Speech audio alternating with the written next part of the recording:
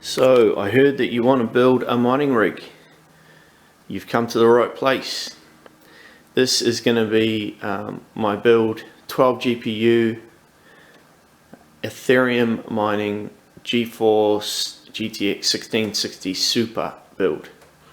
So if you want to do something similar, you're going to need a frame. This one is 72 centimeters. It's suitable for taking 2 power supplies. I've got 2 Corsair RM850s. These are a really great power supply. They are 80% useful, Gold Plus rated. We've got risers. You're going to need enough risers obviously for all your cards. You're going to need a motherboard. The Prime, this is the Asus Prime. It's one of their cheapest ones, one of the entry-level boards. I've already used one on one of my other builds and it's been fine, so we're going to have a crack at that again. It's only a 5-slot board, but it gives us a chance to test out these M.2 adapters and another one of these, or 2 of these 4-into-1s. So we're going to see if we can get 12 GPUs running off a 5-slot board. So if you're like me and you either haven't been able to find a board with 8+ slots, or you don't want to pay the huge premium that they are fetching, then this might be a good build video for you to see if we can get that working.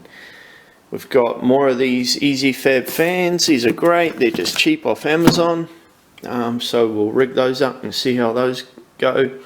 And then yeah, another 12 of these 1660 Supers. Again, really like these cards. They just seem to be no bells and whistles, no flashing lights and RGB lights or anything like that, but I'm not worried about that. Just want a good stable card, reliable card that's gonna mine for us and do its job. So not much to know about these frames. They don't come with any instructions, but they're dead easy to put together. You get, what do you get in the pack? You get, and actually this is good to know, if you get the same frame as me, this was from rigs.co.nz, but they're pretty generic, the same ones you get on Amazon and everything. I think you get all your screws and you get a power switch, which is useful because the motherboard doesn't come with them in all cases. You get your little risers for your motherboard, so they screw into here so the motherboard sits up slightly off the metal. And then you get all your screws for your cards as well. So in case you were wondering, you don't have to buy all that stuff separately. It comes with the frame. And there's not a lot to know about the frames really. There's a few different kinds you can get. You can get the double decker ones, which will take up to 12 GPUs. So obviously they're more compact this way, but they're higher. So if you're going to go with one of those, just bear in mind you'll need longer cables to reach the top layer of GPUs. Otherwise, one of these is fine. This one's suitable for up to 12, and it'll take 2 power supplies, so one on either side with enough room in the middle for the motherboard. Otherwise, if you get the slightly smaller one, the 60 centimeter one, you can only fit 1 PSU and 8 cards. So it just depends what you want to do. And other than that, they go together dead easy.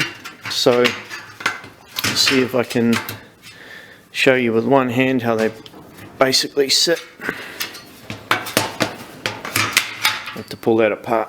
Let's quickly pause and come right back. Okay, voila, framed together. And that quite literally took like 5 minutes, dead easy. A monkey could probably put it together. So I've left this bar off, it just goes on there. Again, for the graphics cards to sit on, but obviously it's a bit easier to do all the work underneath it with that off, so we'll put that on, leave that till last. So next step really is to put the PSUs in place. You could probably put the motherboard in first if you wanted, or whichever way around.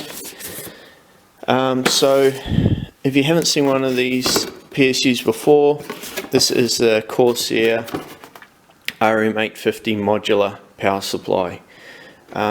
You really want to get one that's gold rated or better, I think. They're just more efficient, and you'll be able to use more of the power from the supply. So essentially you don't want to exceed the rating, the efficiency rating of the power supply. So these are rated for 80 plus, so you can safely use up to 80% of this power supply. So what you got to do is obviously work out how much power all your graphics cards are going to use, and how much your motherboard, CPU, processor is likely to use. It's good to allow about 100 watts for that, for a standard motherboard and processor combination, and then how much you think the cards are going to use, and then obviously allow a safety margin. So if you do that and you work out 80%, that will tell you how many power supplies you need, or what size power supply you need if you're only going to get one. But you do not want to overload them. If you're using a server power supply, obviously that's a bit different. They are rated for essentially to use all the power that's available to them, as long as you have enough voltage. But the ATX power supplies, that is not the case. So anyway, we'll open this guy up, and we'll throw it in the frame.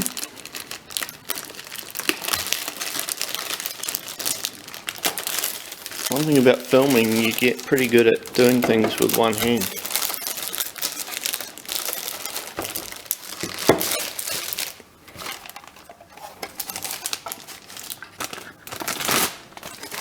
Okay, so it goes in there. You've got bolt holes here and here, and then down here they give you this little tab. You just line that up, and then that gives you another screw that you can put in. So there's a little note here, if you can see that. It's just to tell you that the fan doesn't come on until the power supply is under load. And obviously they put that there because probably they get people thinking that they've got a DOA power supply when they plug it in and the fan doesn't come on, but that's not the case. The fan only comes on when necessary. So there you go. It's going to have one here, motherboard in the middle, and happy days. Okay, we'll get this bolted up and we'll come back. Okay, so that's the first power supply in place, first PSU. You'll notice that it comes with some little black screws that you can use. You don't have to use up your screws that come with the frame. And it comes with, like, you get this little plate that you can use to give it some extra support. But on this side, the frame comes with this part here, which goes like that, to lock it in on that side, give it some more support. So that's about it. We'll screw that up, and then the next part is fitting the motherboard. So you get these guys here, they're the little riser screws, and they go into the threaded insert part of the bottom plate there. They just screw in like that for your motherboard to sit on. So we'll get those in place and then we'll fit the motherboard. So this is the motherboard I'm using here, the Asus Prime H570 Plus. This is like an entry level motherboard of theirs. It's not one of the expensive ones. It was a little bit under 200 bucks. I think it's about 180 bucks. And this is it here assembled. So what I've done is I've fitted the CPU and the cooler fan, obviously. So the cooler fan comes with the CPU. You don't have to buy that separate, and it's more than adequate for what we're doing. 8 gigs of RAM. This is a Ballistics DDR4 RAM stick, and again 8 gigs is enough. You don't need to go all out with 16 or 32 gigs. like you would on a gaming rig.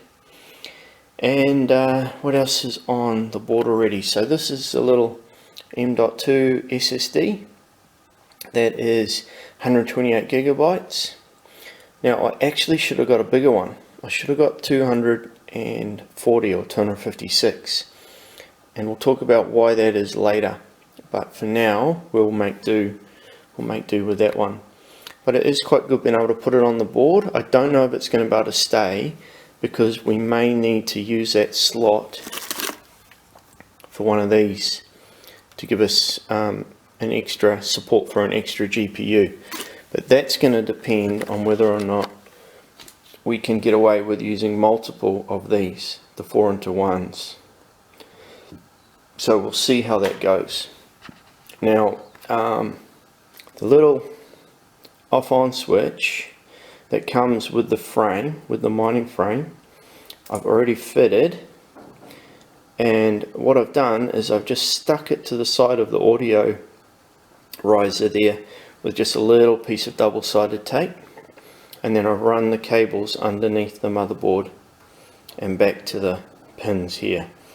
So you're probably not going to be able to see, I don't think the camera will focus that well, but you can see where the pins are for your particular motherboard. It'll be printed on the board, so just check that. And it came with a little instruction manual as well that explains that. And so this is the ATX power supply that's been fitted also, and so you only need one of those obviously for this board. So that means one of the PSUs is not going to have is not going to be connected to the motherboard, and so we need to jump the cables in that so that it'll power on, and I'll show you how to do that when we get to that stage of the build. So for now, this is going to go in here,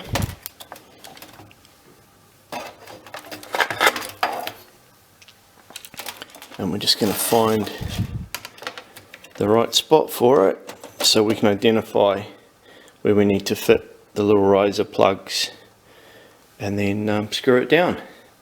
So I'll do that, and then I'll come back to the video. Cheers. Okay, so that's the motherboard locked down. Pretty cool looking motherboard, I think,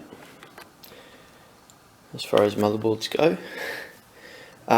And as a reference, I used one of these for putting in the little riser lugs, because they're a little bit fiddly and they've got to be threaded into the steel, so you just need a little bit of leverage on them. Otherwise it's just normal Phillips screws, just a Phillips or Posi screwdriver. And so next step is the power cables for the motherboard. So you can see the ATX that comes out of there, that goes into the back of your modular power supply. It's all labelled, so it's pretty easy to see where that's got to go, but there's only one to go into there. And then so for the secondary power supply, obviously there's no ADX cable to come out of that to go into the board, so what you got to do is you still got to plug it in to complete the circuit. So that goes into the back of the PSU, and then what you need to do is just jump the pins. In this case it's the 4th and 5th pins on the top row. And so to do that, you just get yourself a piece of wire, look for a piece of cable that's about the same size as the holes in the pins, and it goes into the 4th and 5th. And all that's going to do is it's just going to complete the circuit. There's nothing dangerous about that. It just completes the circuit so that the PSU thinks that it's connected to the main board and will power on. You still power it on from the switch just as usual, and and then that'll work just fine. You can get these, I think, that as a 2-into-1 for about 20 bucks. I've seen them online, but you don't really need one unless you want to. And there's all different ways of linking the power supplies so that they'll both come on together, if that's something you're concerned about. But again, you don't really have to worry about that. You just turn on your secondary one first, then the primary, and then power on the motherboard, and that works just fine. So that'll go in next, and then what we've got to do is sort it. So that's the ADX power cables plugged in. I've spun the rig around so you can see it a bit better from the back where they go into the motherboard, and then the dummy plug, I guess we can call that, with the little jumper cable just sitting in there. It doesn't need to be that big actually. I may cut that down so it's a bit smaller so it doesn't snag. And then you've got to locate this cable, which comes with the PSU. So you get one with each of them, and it's labelled CPU, so it's pretty straightforward. And that goes into that port there on the motherboard. So we'll plug that in now actually.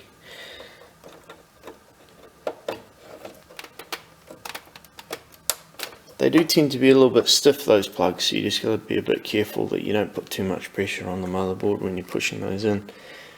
Okay, and so the next step is to sort out all the cables for the graphics cards. So the Corsair power supplies come with these, and they're more than adequate for these types of cards. If you're using 30 series cards, you might want to go with 18 gauge cables, which you can buy separately, but for the sake of this project they'll be fine. And they're actually really good because you've got your 8-pin here, which goes into your modular power supply obviously, and then you've got a 6-pin that you can use for your riser cables, so you can power 2 risers from one connection, or you can power your cards by putting the split pin together like that to give you an 8-pin. And these cards have one 8-pin on each card, so you can power 2 cards from one connection as well. So it does come with SATA and peripheral ports and cables, but it's not advised to use those for the graphics cards. They draw too much current for the SATA connection to supply, but it's fine for things like the chassis fans, external powering a SSD hard drive, that sort of thing. Okay, so we'll get the cables all in place now, and then we'll be ready to fit the graphics cards. So before I fit the graphics cards, it occurred to me the chassis fans have got to go on, and the reason for that is they go on from this side, but the screws actually come in from behind here, from the back, and so they've got to go on before we fit the graphics cards. So I'm going to do that now. I think 1, 2, 3, 4, 5, 6, I think it will fit across here. These are the 120mm fans, and it's of course a 72cm or 720mm rack. So yeah, that works out right. There should be 6 of them. And then there's the wee hub. So we've got to find a place for that, fairly central on the board, somewhere where it's not going to get in the way. Maybe somewhere like that.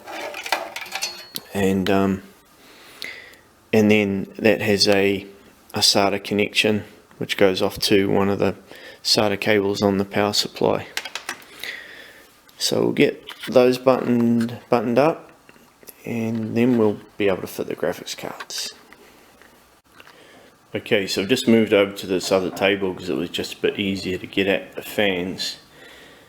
Those are all fitted now. So that's 6 4.5, let's see, 2, 3, 4.5 inch fans, 120mm, and got those all wired in. So what I did end up doing actually was I did this on the last build as well, the 8 GPU build, was I just drilled out took a wee drill and drilled out the holes on the back so that I could put the screws in from the front. It's not a big deal really, but just so I can take the fans off without having to take out a graphics card later if ever a fan died and I wanted to replace it. And it only takes 5 minutes. So you've got fixings here, here and here on the corners, but only here and here, only at the top on these ones. Obviously there's nothing across. So what I did was just put a couple of little cable ties there. And the cable's a bit of a pain because obviously every fan has 2 cables. So I don't know if you can see, I've just run them underneath like that, and then I've stuck the wee hub on the side of the power supply.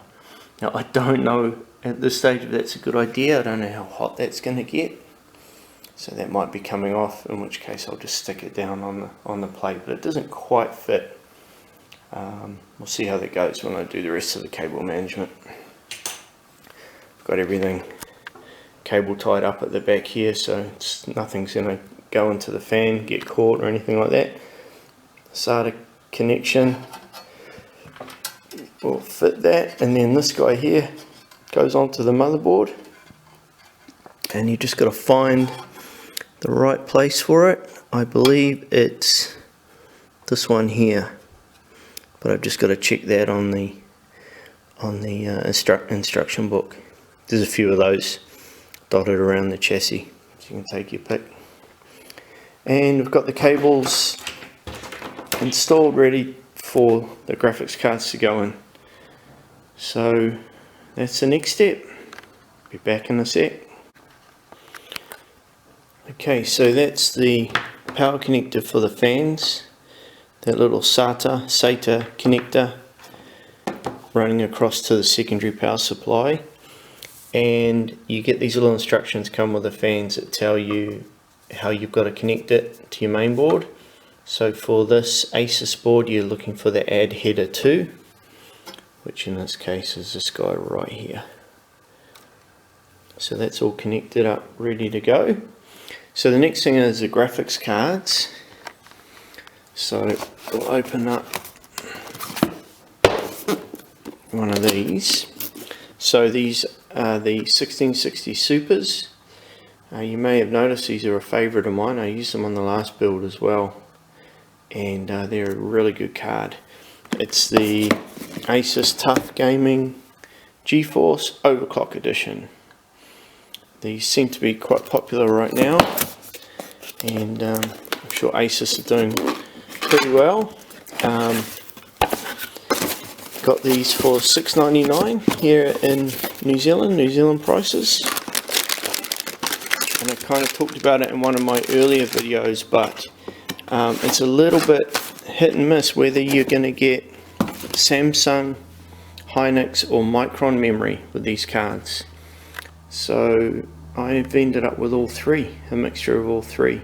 It's no problem, it just means you need to program your T-Rex or whichever miner you're using for the settings for each card, because they do differ.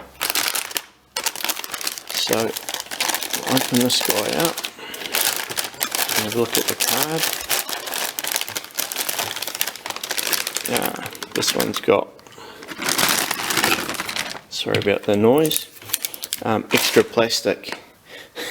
I hate that. Some of them don't come wrapped in plastic inside, and some of them do, so that will definitely be an off-camera job. But I've got one here that I've already put on the riser, so you can see how that works. So essentially the risers obviously are required because you can't fit 12 of these on a motherboard, right? Or 8 or 6 or whatever you're going to do. So you need your risers, and that enables you to keep the card up here. So we've got that riser bar to go on yet, and then these will fit like this. And the riser essentially has a slot on it that locks onto the card, some capacitors, power connector at the back, and USB connection. And then it's got a couple of LED status lights, and that's about it. But it's a great little gizmo because it you can power it from the 6-pin there, power the riser slot, and then you power your card from the built-in connector, and then USB obviously for the system bus. So that's pretty sweet how they work. So I'll go ahead and get these all unboxed and get the riser bar fitted, and then we'll come back and we'll start whacking those on. So I don't know how successful this will be with one hand, but I was going to show you how to fit the riser to the card. It's dead easy, but you've got a little lock plate that you slip back just there, and then the card simply slots in, obviously match up the groove, and lock that in. You'll be able to do it much better than that with two hands than with one. And then once you've got that slotted in properly, you just lock back that connector, and then you're ready to go. And then this guy goes on here. You got, on these particular racks, you've got plenty of holes so you can adjust according to how many cards you're going to have.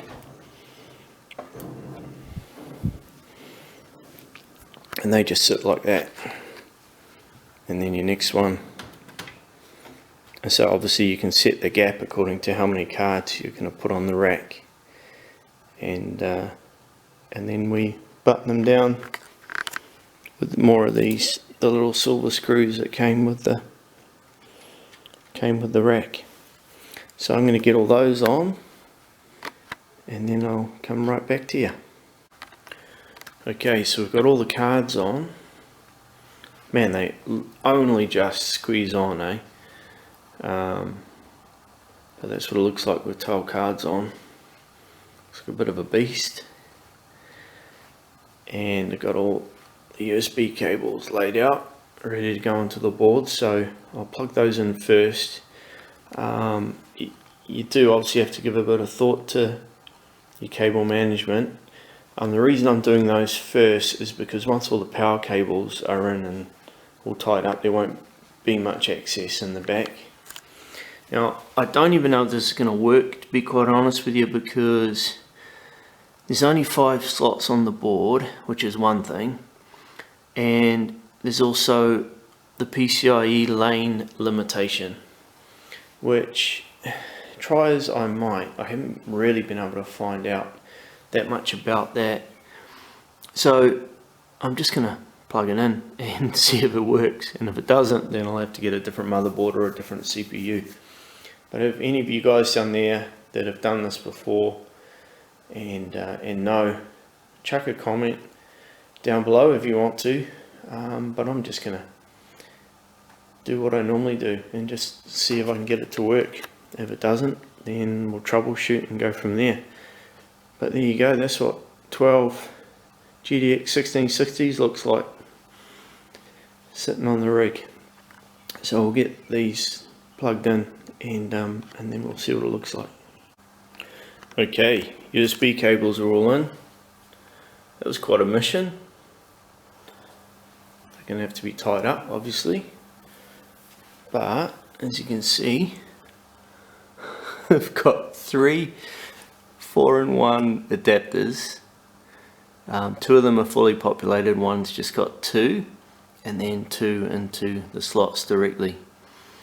So as I say, I don't even know if this is going to work, but we're going to find out. And yeah, so next thing is power. Now, like I was saying in an earlier video, or maybe even earlier this video, these are the epoxy little SATA connectors that come for powering the risers, that come with the risers. Now, the fact that they come with the risers is probably not good, because most people think, oh well, They come with the risers, so they must be okay. And even if you Google it, you'll find that there's plenty of people that use them and say they're fine, never had a problem. But these can only carry 45 watts safely, and the risers can draw up to 75. Now it's unlikely with a card like these ones, which are locked down to less than 70 watts each in total, that they're going to be drawing more than 45 from the SATA cable. But to be safe, you're better to use a 6-pin power cables. But this is where you run into a problem, because of course you don't get enough with a power supply to do all these. They're made for computers, right, for desktops, and so even with the 2-into-1 you still don't have enough. So what I'm going to have to do is use these just for now, just while I test it, and then I will get some extra 6-pin cables. So I'm going to get these all plugged in, and then we'll go from there. Hey, okay, so we're over on the test bench. The moment that you've all been waiting for. Probably not. But anyway, can we get 12 GPUs to work from a cheap 5-slot motherboard? And the answer is no, we can't. But you can get 10 to work. So this has gone from a 12 GPU build to a 10 GPU build. It's still pretty good. I think that's quite an accomplishment. So this is how I did it. 2 of the 4-lane adapters, and then 3 straight into the board. So I'll tell you what I tried to get 12 cards to work. I tried everything. So I took out the SSD, which obviously uses at least one PCIe lane, and used an external SSD, and that didn't make any difference. Probably because those lanes are allocated to that, so just disconnecting it doesn't give the lanes back to the other PCIe slots at all. So that didn't help. So I put the original SSD back on the board. It's one less thing hanging out the back. And then yeah, I just tested one by one until I found the limit of the motherboard, and it is indeed 10 cards, 10 graphics cards. And then beyond that, they either wouldn't detect or the system just wouldn't boot. So that was that. But that's all good. So we've got 10 on there hashing away, and they've been going now for, what have we got, 18 hours. They're all at pretty much the maximum hash rate, at least the maximum that I like to run these particular cards. That seems to be the most stable for these. About between 31.2 or 31.6 to 31.7, around there. And what have we got? We've got the highest temperature that's been recorded is 60, so that's really good. And the highest current draw is 77, the lowest being 59, so about an average of about between 60 and 70. And they've been great. Very few stale shares, and no issues with stability. No problem there at all. So yeah, didn't get 12 cards working, but got 10. Pretty happy with that, really. Let's have a look at the current at the wall. It's drawing 830 watts. So that's pretty good for 10 cards. They're pretty efficient, really. And yeah, quite happy with that. Total hash rate 315.32 mega hash. So there you go, guys. If you've only got access to a 5-slot motherboard and you've got some adapters, some 4-to-1 adapters, and a lot of patience, you can get up to 10 cards working potentially, depending on what that motherboard is. So that motherboard was the Asus, and but I'll let you in on a little secret. If we just come around here to my assembly desk, build desk, I got a present today. So this is a 12 slot or 12 GPU mining specific board. So I'm sure you can guess what I'm going to do with that. That's going to go onto that rig. I'm going to get all 12 cards up and working come hell nor high water. This is best to crypto mining, in case you were wondering. And that's the model of the motherboard that is in that rig at the moment, and that's going to come over here, and this is going to be my next project after that, which is going to be a Ravencoin rig. Ravencoin is going nuts right now, and it's an awesome project. I can't wait to get going with it. And uses a lot of power though, a lot of current. So got a 1200 watt HP server power supply, as well as a separate little 650 just to power the motherboard. So there you go. So that's a sneak peek at up and coming projects, the 12 GPU and the Ravencoin. So if you're interested in either of those, definitely subscribe to my channel. And I think I'm finally getting the hang of the camera, so the videos will hopefully be less blurry.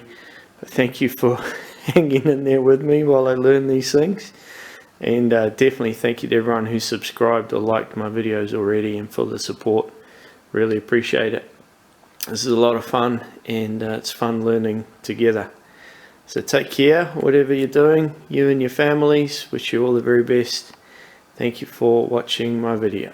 See ya.